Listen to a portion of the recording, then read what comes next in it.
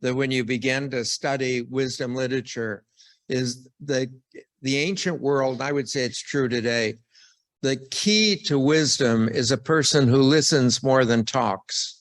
So it probably says horrible things about us who teach. But anyway, it's a person who listens more than talks is the key to wisdom. And you'll find the call to attention and this sort of thing. And I remember one of the great saints I think it was Don Bosco, who had Don Bosco had I would describe it as a merciless sense of humor, but anyway, he had a good sense of humor. And Don Bosco told a person who was directing, and the person was saying, you know, I'm not really getting much direction from God. And Don Bosco says, I've spoken to you very often, and I doubt if he can get a word in edgewise. Anyway, as we go on here, it says, let me open my mouth in a rhapsody. Let me voice the verses of old that we've heard, that we've known, and that our parents have recounted to us. So this idea of hearken to my teaching, he says, now let me open my mouth. The rhapsody is that it's something harmonious, okay? And he says, and let me voice the verses of old. And it's again, a historical thing, but to draw the lessons from history. And I think one of the things we are not very locked into is history. One of the great privileges, I think most of you know that my family is Native American. And in my family, you know, when other people watch TV or something, we record family stories. And so the stories it's an auricular history, but everyone knows it, you know, and you're just raised with these stories that go on. And that's one of the things I really like about that TV show Ancestry. Like these people discover these unbelievable treasures in their background. And that's true of every family. You know, people think, well, this is just this family and they have Jefferson in that family. I think if you look through your family history, that many generations, you'll find at least one Jefferson, you know, that we sometimes are separated from the great tradition that we personally carry. Like everyone carries a personal tradition, as well as we carry the tradition of the church, the tradition of our country. We carry lots of traditions, but everyone carries a personal, familial tradition. And most Americans are ignorant of that. That particular tradition seems to be closed to most Americans. So he says, we go back to these things of old. We've heard them, and that of our parents have recounted them to us. And he goes on, and he says, we shall not conceal from our children to the last generation, recounting the praise of the Lord and his might and the wonders that he did. So now he understands his position. Remember, when we're talking about family, we're talking about a link, and that what he's saying is, I recount the traditions that I received so that I pass them on to the next generation. And you realize each time you pass it, you filter it, you add to it, you edit it. Everybody does. That's the way it goes on, you know. I think those of you who are familiar with Matthew and Luke, you know, both of them have the genealogy of Jesus Christ at the beginning. It's not the same, you know, and you edit it, you know, the heroes get emphasized, horse thieves are eliminated, you know, you go through and edit the thing. And he says that we're going to pass this on, that we may learn the praise of God because of what the wonders God has done. And the idea is, as I mentioned before, the whole thing of the church is that we gather once a week as a community to listen historically to the wonders God has done. but we never bother to take the time to recount the wonders God is doing. Now, that was the thing in the church. Like, we've come to call it fellowship. Now, fellowship basically is donuts, okay? But the church, actually, we should recount what God's done for us in this week, what's gone on. I think you know that the way the gospel came to be written in the early church, long before the gospel, any of the gospel accounts was written. In the early church, they used to go to the synagogue and they would listen to the synagogue service, the Christians, and then they would go home. And their service of the cup and the bread would begin with what they called the Jesus story. And some person from the community who had known Jesus Christ would tell a story about Jesus. And remember that I'm talking a time in history where those people are all around.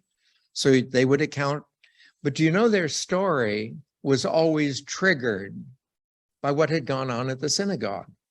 So at the synagogue, let's say the rabbi talks about the manna in the desert.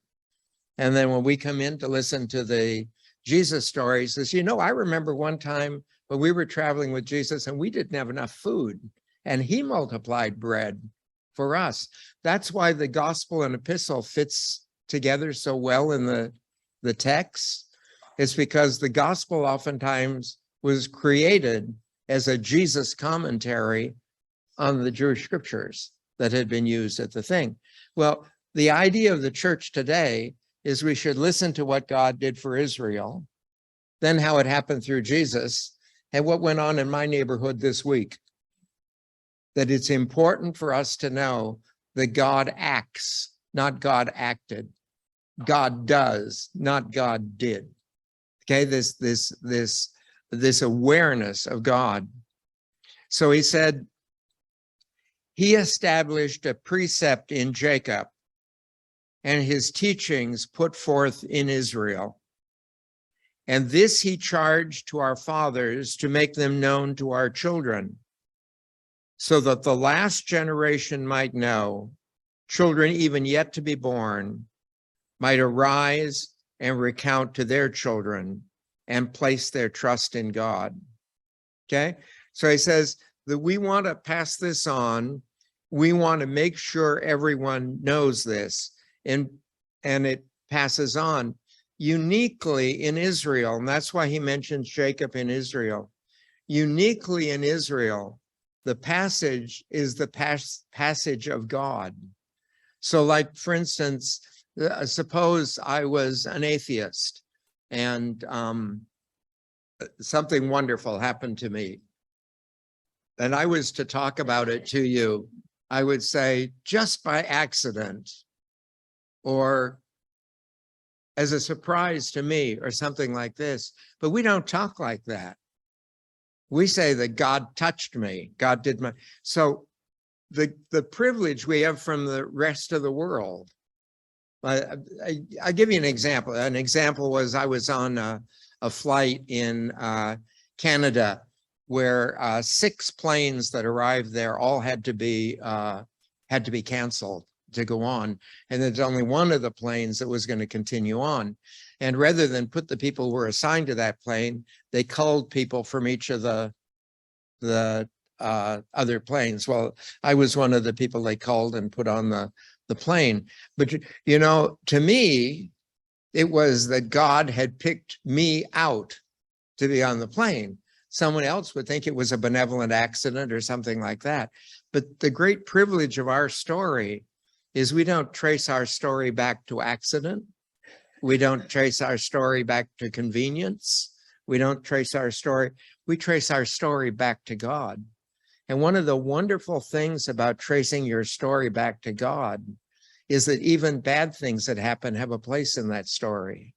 Because the one thing about our God is never has anything ended badly.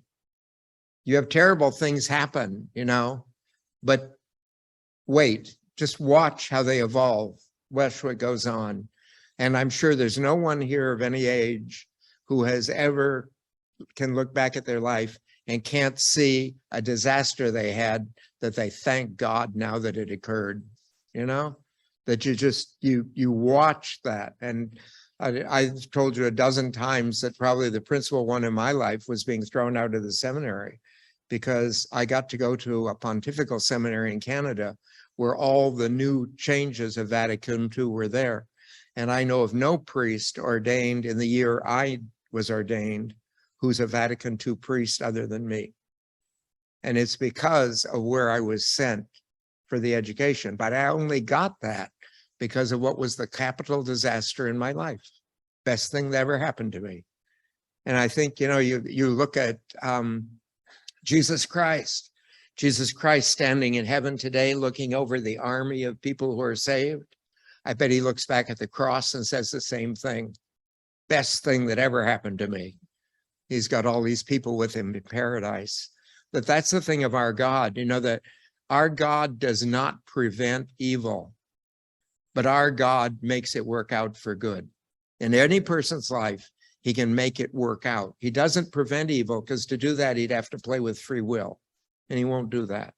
So God does not stop evil, but he can make sure it works out ultimately for good. But we know those stories and we see the background, and it is our duty to pass them on to a next generation who can pass them on again. Our privilege that our stories make sense, not just here, but there. And that's the unique thing of Israel and the church. All people have the same type of history, a mixture of good and bad and all this sort of stuff. But we're the people who know where all that begins and ultimately where all that is going. And that's what's unique about the Jewish and the Christian community. But it's our duty to absorb that, to build it, and to pass it on. That's why we're here. That's why a church was formed. Go forth and teach. It's the very first thing Jesus said. Go forth and teach.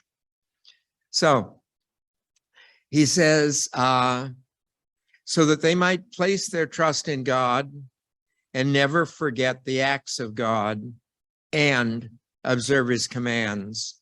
And this idea of the observance of the commands of God are things that, you know, that work out over a period of time. That's I think one of the things of human life. In my opinion, a successful human life has disasters early, okay? And in that, you have these things work out. Everyone has disasters in their lives, but either having them early or to be able to understand them early as they come on. And this idea of seeing where God's commands work out and where they don't.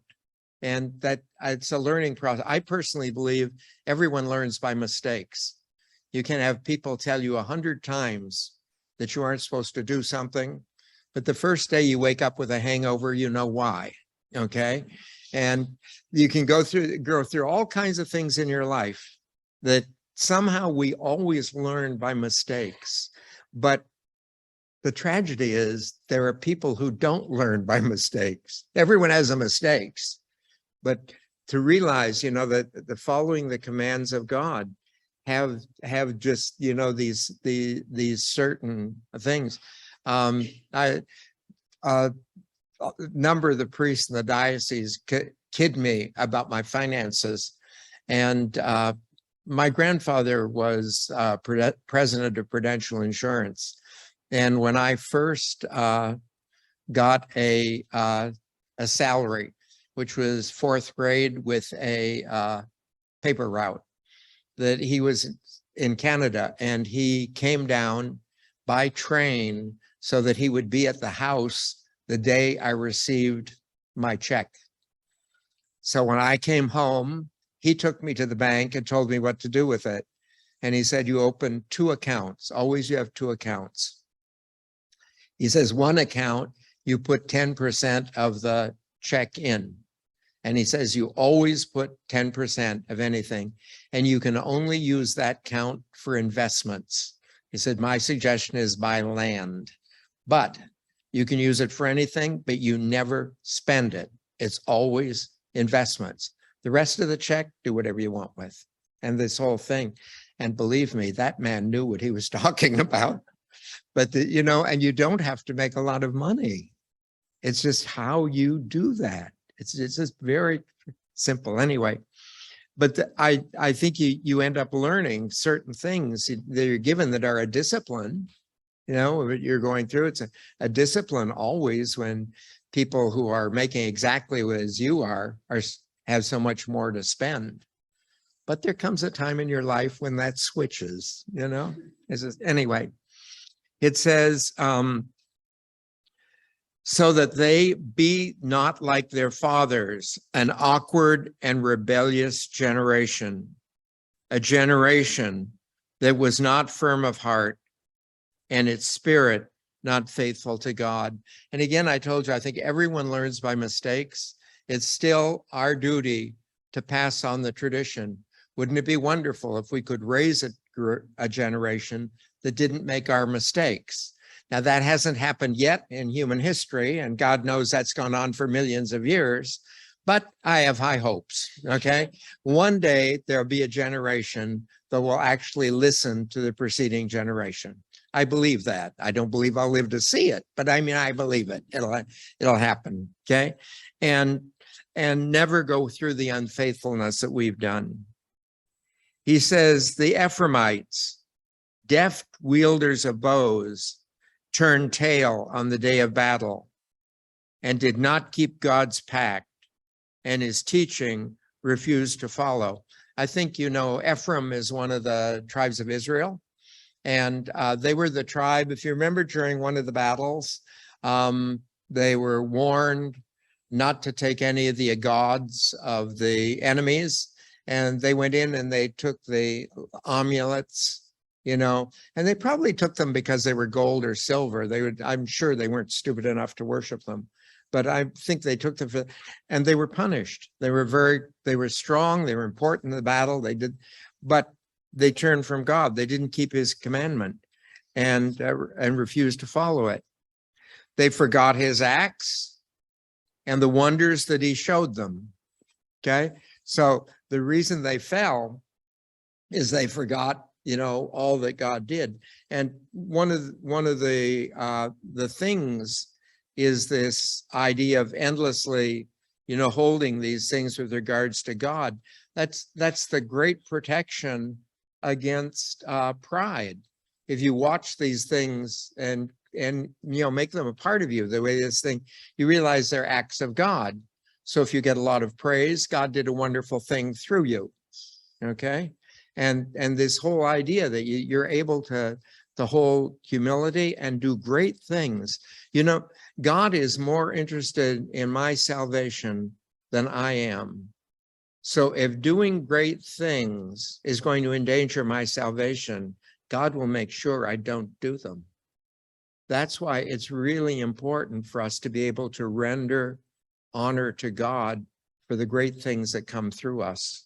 Because God is more interested in my salvation than he is in what I may do. Okay, that in everything that goes on in your life and everything you do with regards to God and everything, God's primary interest is you. Nothing you do, nothing you accomplish, nothing you do. God's interest is you personally, and that's what he's about. And so to somehow be able to protect ourselves against these, he says, before their parents, God did wonders in the land of Egypt, in Zoan's field. He split open the sea and let them pass through. He made the waters stand up like a heap. Incidentally, this stand up like a heap, if you remember, is a direct quote from the Genesis story. They describe the waters standing up as a heap. And I don't know if you're familiar with the historical thing, but the crossing was not the Red Sea, but the Sea of Reeds. And it's a huge shallow tongue off the Red Sea. And the shallow tongue is where they raise papyrus. And because the papyrus, I think is it's actually a kind of grass, but it grows up in this really, really muddy thing about water about as deep as you'd have for raising rice or something like that. But you have to have the water there. So they would raise it. But when they get high winds, it's in kind of a valley type thing. When they get high winds, the water piles up at one end of the valley. And if the winds stop, it comes back in a wave. And that's exactly how the crossing, the winds were on, so the water was very shallow. So the Jews went through, and when the Egyptians started through, the wind stopped and that wave came back. And it's a phenomenon that takes place today. Again, remember I told you that when you write about this, you want everyone to have the sense of the power. So we walked on dry land through the water piled up on either side. And it, well, that sounds much more dramatic, but the effect is the same. We're free, the Egyptians are dead. I mean, that's it. But the idea is the way of understanding this. And so he talks about, he says, they forget really what God did. And because they forget what God did, they tend to trust in themselves rather than in God. When they look at a situation, you know, that a lot of times what God is asking us to do does not make sense. You know, the idea of forgiving your enemies. If you forgive your enemies, they're going to harm you again. And if you really harm your enemies, they'll never hurt you again. That's logic. It just doesn't happen to work. That if you harm your enemies, they'll come back and harm you, and you'll harm them, and they'll harm you. And eventually, you'll have a war in the Ukraine. Okay, so these sort of things simply do not work. And the teaching of God, a lot of times in a situation, does not make sense unless you begin to think back on what God has done historically with that teaching. And so that's why it's so important to be able to pass all this on. And he says, and he led them with the cloud by day and all night long with the light of fire. If you remember, the Jews during most of the during most of the Exodus, it's only a tour if you read about it. But during most of the Exodus, there was a spiral of fire. And at night you would see it. You wouldn't see it during the day because all you would see is the smoke on the outside. So it was exactly the same thing that night of the day. The times it didn't lead them. Remember when they were up against the Reed Sea? What stopped the Egyptians was it went around behind them and stood between them and the Egyptians while they crossed through the Reed Sea. Then it went back to the front of the Jews and led them. But several times that will move behind them. But it would lead them. During the day, you would follow the smoke. At night, you'd follow the fire. When it stopped, you stopped. He split rocks in the wilderness and gave drink as from the great deep. That's particularly a reference to Moses striking the rock with the, the staff, and providing water for the people. He brought forth streams from stone and poured down water like rivers. And the idea is that in the situation, I know how many of you have ever been to the Sinai Desert, but as soon as the treaty was made between Egypt and Israel, I took a tour from Egypt and we went through the Sinai Desert into Israel, following the route of the Exodus. And I think there are only 2 years when you could actually do that. And that road now is closed up. But there is no water there, period. You know, there's no water. And I don't know if you know this, but where you find the greatest amount of water is in a desert. Deserts have the highest amount of water because what takes water out of the ground is a tree. A tree pulls water out of the ground, and on the leaves and everything, it evaporates into the clouds. That's how we get rain. but it's trees that transfer water to the sky. Cactus won't. Cactus holds water, and the cactus is sealed. Like if you have a barrel cactus or something, and you water it, you can actually watch it expand, and it holds the water. But these things in the desert, if you know where to tap them, that's where the water is. I'm thinking in the Nubian desert, probably the worst desert in the whole world, they have discovered the largest underground lake. And it's just massive. An entire program of David Attenborough was on that lake when they discovered it.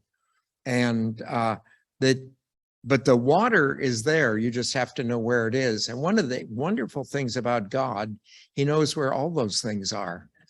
And so when they took the Jews through the desert, they had no problem with water. Okay. He says, but still they offended him more, to rebel against the High One in a parched land. And I think that, you know, there's so many lessons to be learned from the Exodus, but one of the things to me is to listen to their complaints about particularly cucumbers. Now, I need to let you know, I'm a person, I love cucumbers. I think they're wonderful, but slavery with cucumbers, I think I could give up the cucumbers. But after in the desert a while, they began to wonder, thinking, well, back in Egypt, you know, we had cucumbers.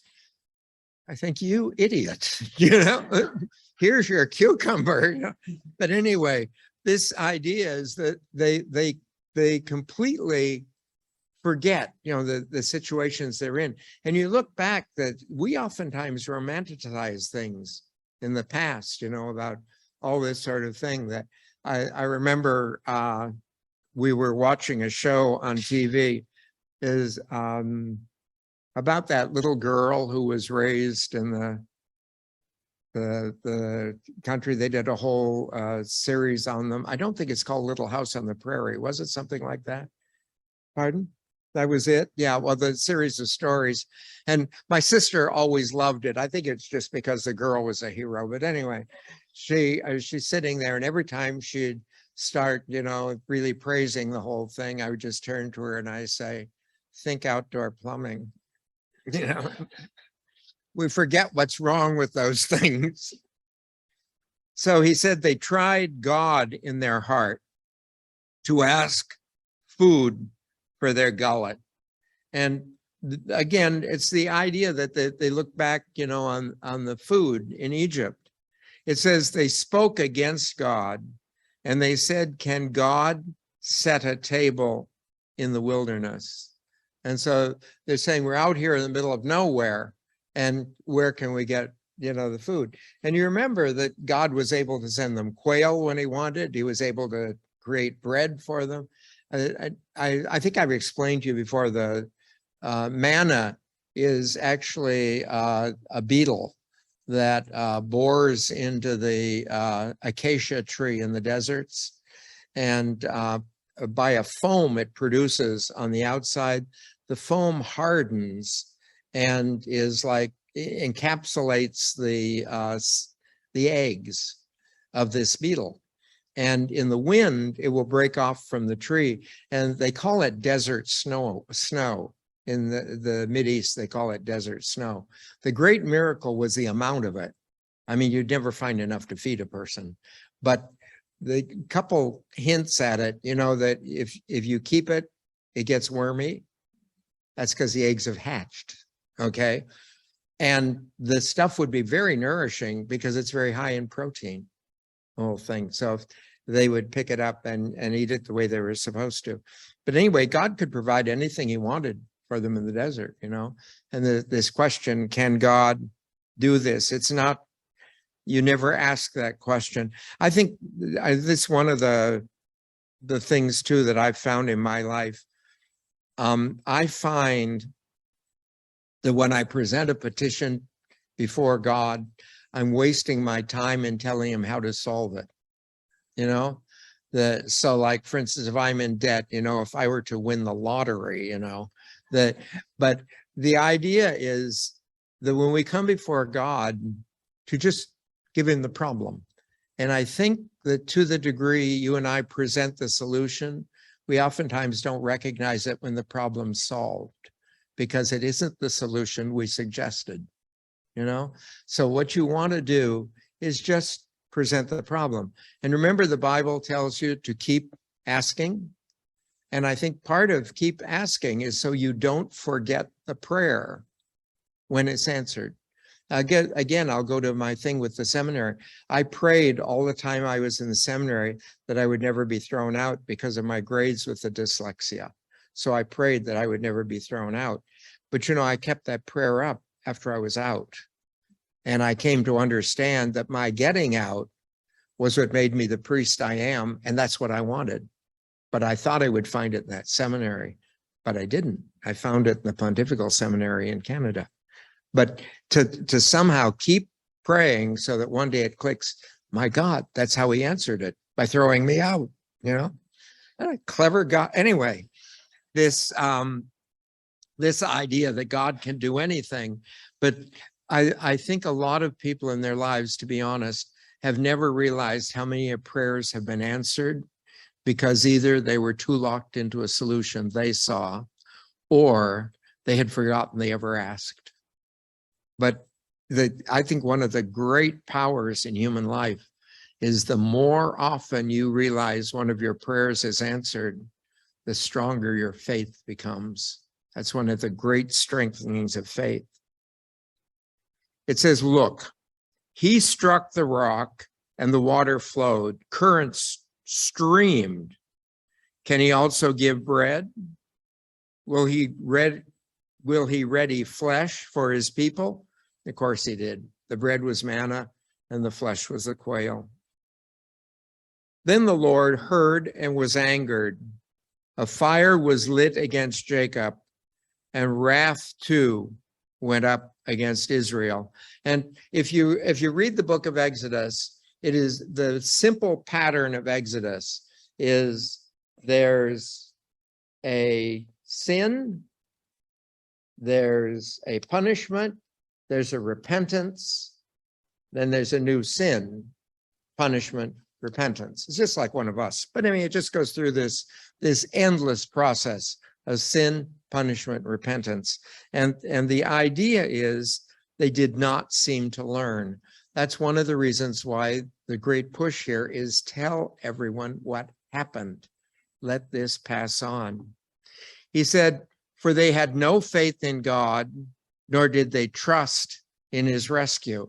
Well, the fact is, in trusting in the rescue of God, you have to see how often he's rescued and see how dramatically he's rescued and how powerfully he's rescued. You know, they're just, I think there's some amazing stories in the scripture.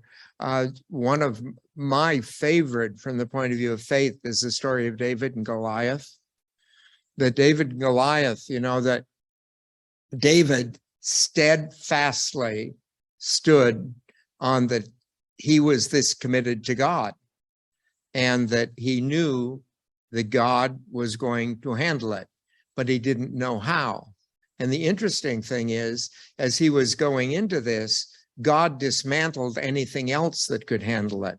Remember when he started to go into the thing that they got him a set of armor and he couldn't lift it. You know, they put it on, he couldn't move. That's why in the statues and stuff and paintings, he's depicted naked, that he was absolutely defenseless, you know, and all these different things. And you see the whole thing go on. And it's really important to ultimately remember how the thing resolved. I think this is the most important thing, that what defeated Goliath? What defeated Goliath was his underestimating David, because David was a naked child.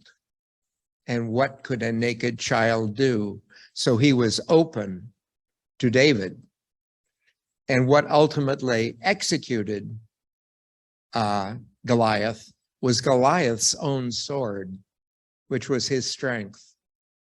So David pulled out his sword and cut off his head. And when you look at the thing, David's greatest power was his weakness. And what defeated Goliath was what he thought was his strength. The weaker you are in the presence of God, the stronger you are, because God makes up all the weaknesses. And the stronger I am, actually the weaker I am in the presence of God, because I won't take on his strengths. I can do it, and I'm dead, okay? So he goes on. They didn't trust in his rescue, and they put no faith in God. And again, this is not carrying these things on. He charged the skies above, the doors of the heavens he opened. He rained on the manna to eat, and the grain of the heavens he gave to them. Princely bread did a people eat. Provisions he sent them to ease their hunger. And this idea of the princely bread in the Jewish scriptures, you'll find many phrases, particularly in wisdom literature, but in the scriptures that honor the manna, and they raise it up, the princely bread and this sort of thing. And that's why the manna becomes one of the prototypes of the Eucharist. And so when you look at authors like Thomas Aquinas and stuff like that, they constantly will see the manna as the prototype of the Eucharist, because it's this bread that comes from God. And this, princely bread could be translated, and in many of the old manuscripts in the Middle Ages, it was translated heavenly bread. And you find that in a lot of, Thomas Aquinas's writings refers to the Eucharist as heavenly bread. I don't know if you're aware of this, but Thomas Aquinas had a fantastic devotion to the Eucharist. Now, remember, he's a theologian, but he wrote the Tantum Ergo, the O Salutaris. He wrote the entire Mass that we use on Corpus Christi, and the entire office the priest says on Corpus Christi. All of that was put together by Thomas Aquinas. He says he moved the east wind across the heavens and drove the south wind with his might. And he rained flesh upon them like dust, like sand of the seas, winged fowl. He brought it down in the midst of his camp, round his dwelling place. Now they refer to this as God's camp. And remember, the Jews, what they would do is the presence of God they understood as being with them. And so they would build their camp encircling the presence of God, which is this tower of fire and smoke. When it stopped, then they would build the camp around it and stay there. So God was in their midst. Okay. And if you go to the Mideast, you'll find that particular desert is the migration route for most of the birds that go north, south. They go through there. And this is a group of birds that were migrating through at the time of the Exodus, and the wind just blew them over where the Jews were. And they settled there and had them, the quail. Okay, we'll stop it there and pick it up on verse 29 when we come back. Thank you very much.